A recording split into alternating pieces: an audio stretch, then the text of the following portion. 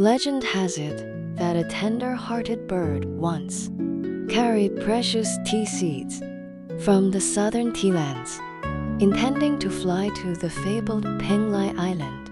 When it passed over Mount Lushan, the breathtaking scenery captivated it, and it began to sing, scattering the tea seeds among the mountain's rocky cliffs.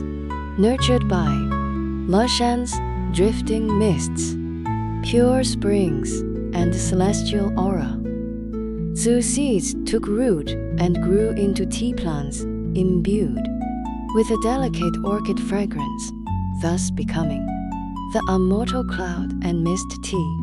This romantic legend lends a mythical charm to Lushan Yunwu tea, poetically explaining the origin of its distinctive aroma and flavor.